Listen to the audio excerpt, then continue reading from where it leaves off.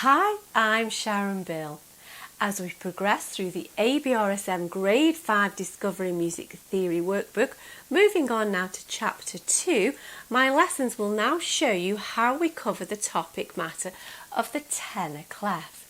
In Grade 4 we looked at the alto clef where middle C was on the middle line of the stave, whereas now the tenor clef moves up a line to be on the second line from the top. And I'll show you how to read notes in this new tenor clef. This clef is particularly appropriate to instruments that play in the upper register of the bass clef range. This would include instruments like the bassoon, the cello, the trombone and many others. The full lesson for this chapter can be found on my Patreon channel. If you visit patreon.com/Sharon Bill, I work through every single exercise with you to help you to clearly understand this subject.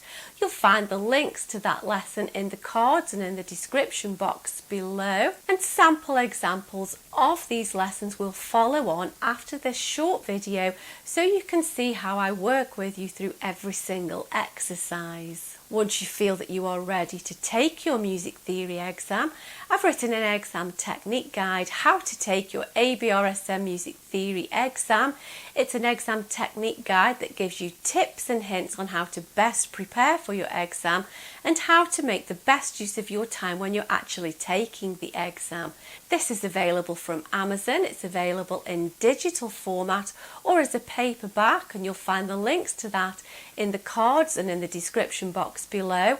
And also all of the information that you need can be found on my website if you visit www.sharonbill.com. Enjoy your studies. Bye. Now, if the lines are every good boy deserves football, one above F is G. That's an E. Now here is our note middle C in the treble clef. Now then here, if this one is a G, then we know that's an A, B, or you can count from the F, because we know it's every good boy deserves football, F, G, A, B.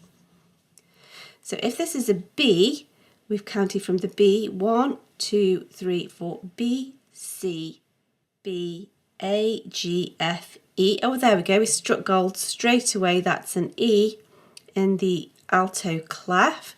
In the tenor clef that wouldn't work. And again, if you find counting backwards tricky, just refer to a piano keyboard just to help you keep track of where you're counting down. So it's easy peasy once you remember to keep middle C as your reference point. So here, this is the D above middle C. And so if this is middle C in the tenor, this must be D. C, D flat. And so D flat could be written as C sharp. And if that is the D above middle C, we want the middle C. It looks like we're a semitone lower, but if we put the sharp sign, we've raised it to the same pitch exactly.